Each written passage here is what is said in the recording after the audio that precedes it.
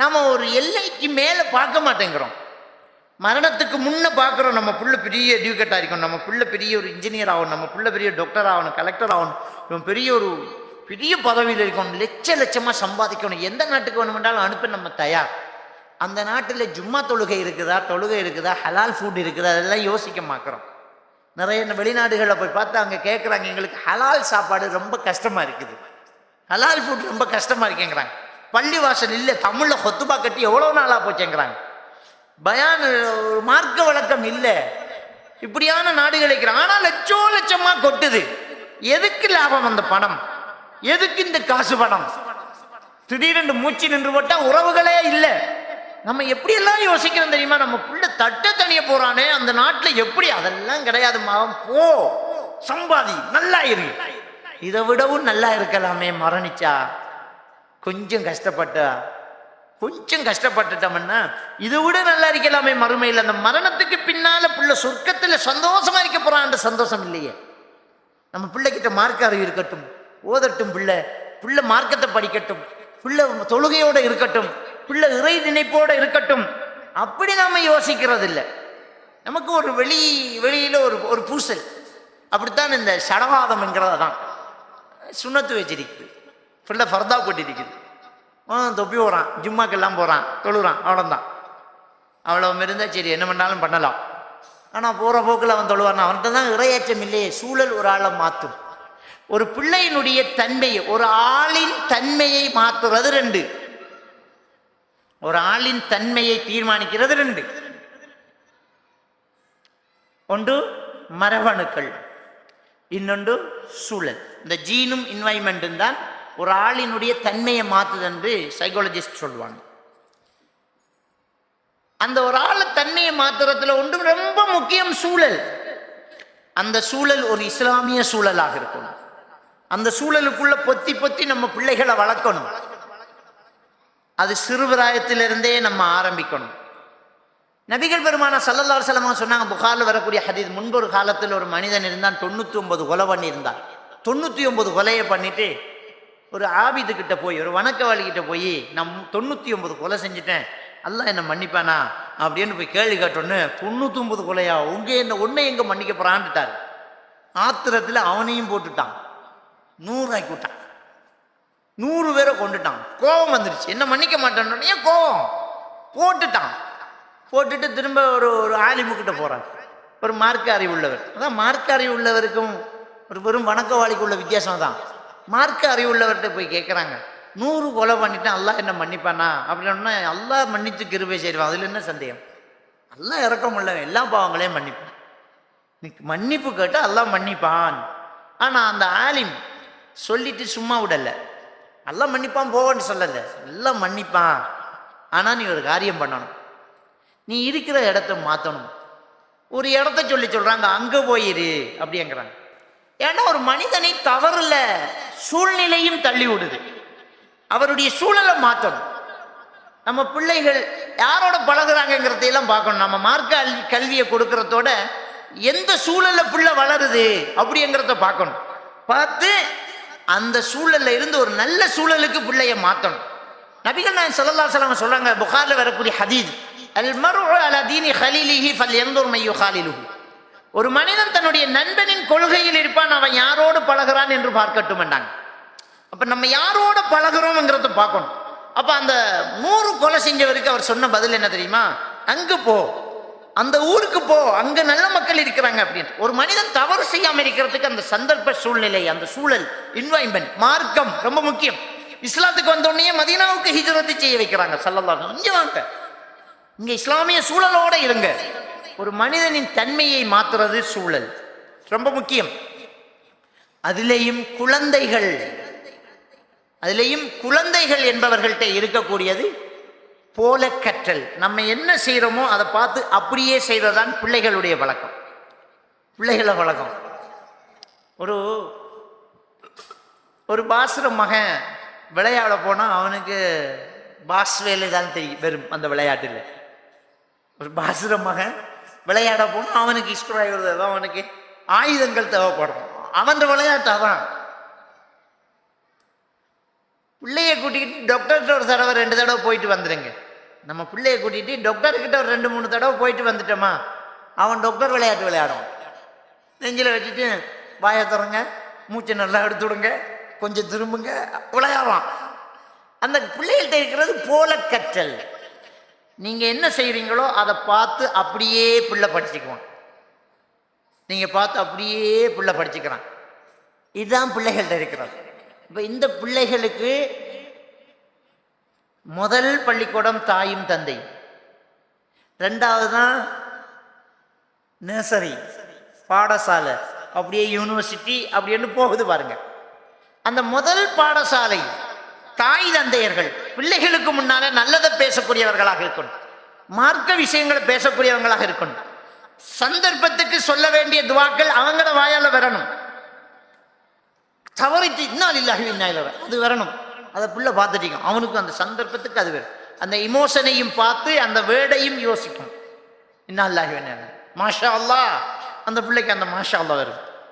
தும்மிட்டு அல்ஹம்துலில்லாஹ் பிள்ளைக்கு சொல்லிக் கொடுக்க தேவை. நம்ம வீட்டில் தும்மிட்டு அல்ஹம்துலில்லாஹ் சொன்னா அந்த பிள்ளையும் தும்மிட்டு அல்ஹம்துலில்லாஹ் தான் சொல்ல போகுது. அப்போ பேரண்ட்ஸுக்குள்ள அந்த நல்ல ஒரு மார்க்க சூழல், வார்த்தைகள் அழகான வார்த்தைகளை பேசணும், மோசமான வார்த்தைகளை பேசக்கூடாது, நல்ல வார்த்தைகள். அதான் நபிகள் நாயகம் ஸல்லல்லாஹு அலைஹி வஸல்லம் ஒரு நபித்தோட கேட்குறாங்க, யார சொல்லா ஒரு மனைவிக்கு செய்ய வேண்டிய கடமையை சொல்லுங்கன்றோன்னு. ஸல்லல்லாஹு அலைஹி வஸல்லம் அவங்க சொல்றாங்க, நீ சாப்பிட்டால் அவளுக்கும் சாப்பாடு கொடு. இதா தஇம்த ஃபத்இம்ஹா, நீ சாப்பிட்டா அவளுக்கு சாப்பாடு கொடு. நீ உடை எடுத்தால் அவளுக்கும் உடை கொடு. முகத்தில் அடிக்காதே, அசிங்கமான வார்த்தைகளால் திட்டாதே. ஆனா வீட்டுக்குள்ளே அன்றி உங்களுடைய பிணக்குகளை வைக்காதேன்னாங்க. உங்களோட பிரச்சனை வீட்டுக்குள்ளதான் இருக்கணும், பிள்ளைகள் முன்னால இருக்கக்கூடாது. கணவன் மனைவியே நமக்குள்ள சில பேச்சுவார்த்தைகள் தகராறுகள் வரும், அது பிள்ளைகள் இருக்கிறாங்க என்றால் அதை அடக்கணும். ஏன்னா பிள்ளைகள் அதை அப்படியே பார்த்து பழகுது. 2வது தான் மொண்டசரி நேசரி. இந்த நேசர்ல அவ்வளவு அனாச்சாரங்களையும் ஸ்டைலா கொடுக்குறாங்க. இன்றைக்கு மொண்டசரி என்ற பேர்ல போன உடனேயே சொல்லிக் கொடுக்கறது என்ன, சாப்பாடு தான். A4 apple தின்றத்துல start. A4 அல்லான்னு வச்சா என்னன்னு A4 அல்லாண்டா என்ன, தின்றதுலேயே ஸ்டார்ட் ஆகி அந்த கடைசியில் ஒரு ஃபங்க்ஷன் வைப்பாங்க பாருங்க, நேசரி ஃபங்க்ஷன் அப்படின்னு சொன்னாலேயே படும் மோசமாக உடுத்துக்கிட்டு இசையை போட்டுட்டு அந்த பாட்டை போட்டுக்கிட்டு அதுக்கு நம்ம பிள்ளைய ஆட விட்டுட்டு அதை பார்த்து ரசிக்கிறாங்க.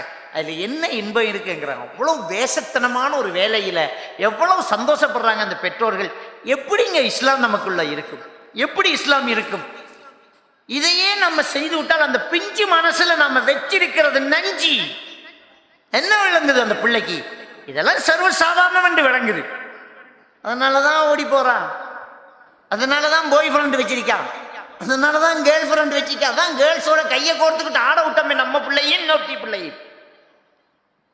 சின்ன பிள்ளை தானே, நம்ம சொல்ல சின்ன பிள்ளை தானே, கொஞ்சம் பண்டி அரைச்சு கொடுங்களேன், அது ஹராம் இல்லை.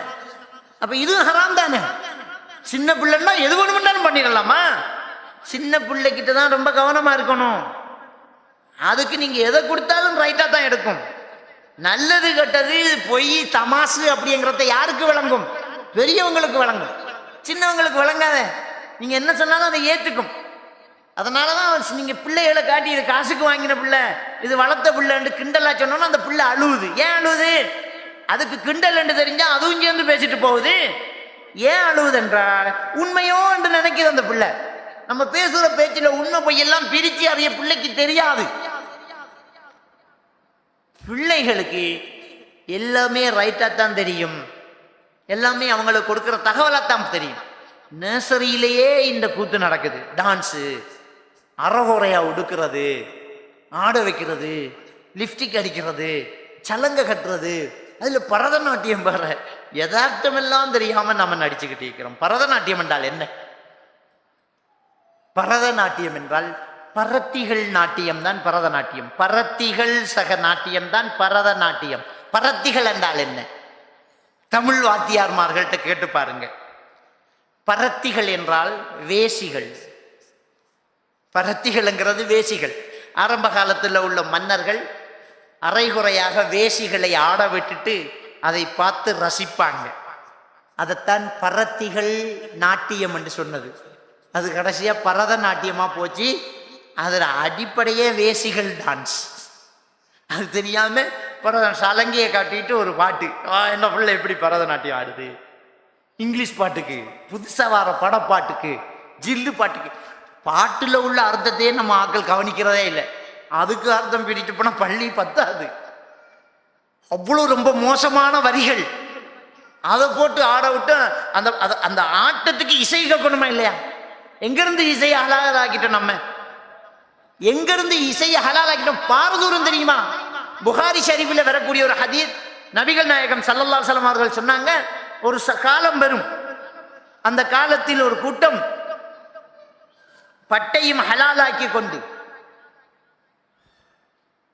பெண்களையும் விபச்சாரத்தையும் ஹலாலாக்கி கொண்டு, மதுவையும் ஹலாலாக்கி கொண்டு, அதை ஹலாலாக்கி கொண்டா எடுத்துக்கிட்டு இசை கருவிகளோடு ஒரு மலை அடிவாரத்துக்கு போவார்கள். அதன் அருகால் ஒரு ஆடு மேய்க்கும் இடையன் போய் யாசகம் கேட்பார். திரும்பி வரும்போது வா தருகிறோம் என்பார்கள். அவன் திரும்பி வரும்போது அந்த மலை நடுங்கி சிலர் மரணித்திருப்பார்கள், சிலர் குரங்குகளாக பன்றிகளாக மாறி இருப்பார்கள். இது நடக்காம உலகம் அழியாது நாங்க ரசூலுல்லாஹி ஸல்லல்லாஹு அலைஹி வஸல்லம். அப்ப என்னென்ன அங்க கொண்டு போயிருக்காங்க? விபச்சாரம், மது, பட்டு, இசைக்கருவி. பட்டையும் சொல்றாங்க, பட்டு உடுத்து கொண்டு விபச்சார ஆண் பெண் சேர்ந்துக்கிட்டு இசையையும் எடுத்துக்கிட்டு சாராயத்தை எடுத்துக்கிறாங்க. எல்லாம் ஹராம். அப்ப இசையை கேட்டுக்கிட்டு தான் இருக்கிறாங்க. இன்னைக்கு கிளப் டான்ஸ்ங்கிறது அவ்வளவுதான். பட்டு உடுக்கிறாங்க. பட்டு தான் நைட் கிளப்புகளுக்கு அந்த வெளிச்சத்துக்கு பளவழக்குமா. பட்டு, பெண்கள், மது, இசை. உலகம் அழிகிற காலத்தின் அடையாளமா இது நாலும் ஒன்று சேர்ந்துக்கிட்டு இருக்குது. நாய் பன்றியா மாறுவாங்க. அப்போ உலகம் அழிகிற காலம் நெருங்கிட்டேன்னு அர்த்தம். மாத்துவான் அல்லாஹ். அவ்வளவு கேடுகட்ட ஒரு கேவலமான ஒரு விஷயத்தை இன்னைக்கு நேசரி என்ற ஃபங்க்ஷன்ல இசையை போட்டு பிள்ளைகளை ஆட விட்டுட்டு பார்த்துக்கிட்டு இருக்கிறாங்க. ஆட விட்டுட்டு பார்த்துக்கிறாங்க. சின்ன பிள்ளைன்னு அந்த காதுல எல்லாருக்கும் தானே கேட்குது. எவ்வளவு பெரிய ஒரு மோசமான ஒரு விஷயத்துக்கு விட்டுட்டுக்கிட்டு இருக்கிறோம். ஆனா அந்த இசை போடுற அந்த நேசர்களுக்கு அரபுல பேர் வச்சிருப்பாங்க. அரபுல பேர் இஸ்லாமிய நேசர். அங்க டீச்சர்ஸ் மாதிரிலாம் ஃபர்தாவோட தான் நின்றுக்கிட்டு, அபாயாவோட தான் நின்றுக்கிட்டு பிள்ளைகளை செட் பண்றாங்க. நீ அந்த பக்கம் இந்த பக்கம் பொல்லாடி, இசை, டான்ஸ், பாட்டு. அப்ப பிள்ளை வளரக்கூடிய இரண்டாவது பள்ளிக்கூடம் தான் இந்த நேசரி. அதிலேயே ஹராம் ஹலால் பேணாம அப்படியே வளர்த்து விட்டோன்னு அந்த பிள்ளைகள்ல முடிவு எங்க போகும்? அடுத்தது பாருங்க, பிஞ்சு மனசுல வச்சது தான் அப்படின்னு சொல்லுவாங்க. இந்த விளையும் பயிரை முளையில் தெரியும்பாங்க. பச்சை மரத்துல வச்ச அணி வச்சதுதான் நம்பாங்க. அதாவது சின்ன பருவத்துல சின்ன பிள்ளைகளுக்கு கொடுக்கறத சரியாக கொடுக்கணும். சின்ன பிள்ளை தானே விட்டுட்டு இருக்கிறது இல்லை. நபிகள் நாயகம் ஸல்லல்லாஹு அலைஹி வஸல்லம் அவர்களுடைய பள்ளிவாசல்ல ஜக்காத்துல கொண்டு வரப்பட்ட ஈச்சம்பழங்கள் குவிந்திருக்குது. ஹசன் ரலியல்லாஹு விளையாடிக்கிட்டே ஒரு பழத்தை வாயில வச்சுட்டார். சின்ன பிள்ளை ஜக்காத்து பொருள் ஸல்லல்லாஹு அலைஹி வஸல்லம் அவர்களுடைய அஹ்லுல் பைத்துக்கு ஹராம். ரசூலுல்லாஹும் அவருடைய குடும்பத்தினர்களும் எடுக்க முடியாது. ஜக்காத் ஹராம். பிள்ளை வாயில வச்சான். சின்ன பிள்ளை தானே, அவனுக்கு என்ன தெரியும்? விட்டுட்டு இருக்கல. சின்ன பிள்ளை தானே, கொஞ்சம் டான்ஸ் அடிச்சா என்ன, சின்ன பிள்ளை தான், நம்ம இந்த பெரியாக்களை அடிக்க விடுறோம் அப்படித்தான் நம்ம சொல்றது. ஒரு பழத்தை வாயில போட்ட உடனே நபிகள் நாயகம் ஸல்லல்லாஹு அலைஹி வஸல்லம் அவர்கள் ஓடி போய் அந்த பிள்ளைட வாயில விரலை போட்டு பஹ் பஹ், துப்புங்க மகன், அல்லா தஅரிஃப் அன்னா லா நஅகுலு ஹதா, மகன் உங்களுக்கு தெரியாதா, இதை நாமெல்லாம் சாப்பிடக்கூடாதுமா. ஸல்லல்லாஹு அலைஹி வஸல்லம் அவங்க மார்க்கத்தை சொல்லி கொடுக்குறாங்க. சின்ன வயசுலயே கூடாது மகன், இதெல்லாம் நம்ம சாப்பிடக்கூடாது. சின்ன பிள்ளை தானே, அதுக்கு என்ன தெரியும்? திண்டத்தை பறிச்சா எவ்வளவு மனசு நோக்கும். ஒரு வேறுங்கன்னா 1 கிலோ ஈச்சம்பழத்தை வண்டி கொட்டுவோம். ஒரு ஈச்சம்பழத்துக்கு 1 கிலோ வண்டி கொட்டுவோம். என்ன இருக்குது? அப்படியா ரசூலுல்லாஹ் பார்த்தாங்க? இது பழத்துக்கு பழம் கொடுக்கறதல்ல பிரச்சனை, இந்த பிள்ளைக்கு ஒரு பழக்கம் கொடுப்பது தான் இங்க பிரச்சனை. அந்த பிள்ளைக்கு அந்த பழக்கம் நின்றக்கூடாது. அதான் துப்ப சொன்னா எவ்வளவு பெரிய விஷயமா இருக்கான்னு பிள்ளை யோசிக்கணும். எவ்வளவு பெரிய விஷயமா இருந்தா நம்ம வாயிலேயே வெள்ள போட்டு வெளியில எடுக்க சொல்லுவாங்க. அவ்வளவு பெரிய மோசமான ஒரு விஷயம் ஹராம், துப்பு அப்படிங்கிறாங்க. துப்ப வைக்கிறாங்க. அதை துப்ப வச்சு உங்களுக்கு மகன் தெரியாதா, நம்ம இதெல்லாம் சாப்பிடக்கூடாது மகன் அப்படின்னு சொல்லி கொடுக்குறாங்க பாருங்க. எனவே வளரும் போதே மார்க்கத்தை சொல்லிக் கொடுக்கணும். வளரும் போதே மார்க்கத்தை சொல்லிக் கொடுக்கணும். எனவே நம்ம சாலிகான குழந்தைகள் நமக்காக துவா செய்யுது. 3 விஷயத்துல ஒன்று, சாலிகான குழந்தைகள் துவா செய்யுது. அந்த சாலிகான குழந்தைகளாக உருவாகிறதுக்கு நம்ம காரணமா இருந்துட்டு போனா தான் நமக்கு அந்த நன்மை கிடைக்கும். நம்ம வேணுமே ஒரு மாதிரி வளர்த்துட்டா அவனா பார்த்து ஒரு காலத்துல திருந்துறாங்கிறது இல்லை விஷயம்.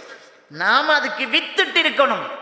ஒவ்வொரு பெற்றோர்களும் கவனிக்கணும், நம்முடைய பிள்ளை மார்க்கமுள்ள பிள்ளையாக இருக்குதா, இறையச்சம் இருக்குதா. இறையச்சத்தோடு பிள்ளை வளரும் போது அவன் எங்க வேணும்னாலும் வாழ்ந்துட்டு போவான். அல்லாஹ்வுடைய அச்சம் அவனுக்கு இருக்குது பாருங்க. அதை சொல்லிக் கொடுக்கணும், அச்சத்தை சொல்லிக் கொடுக்கணும்.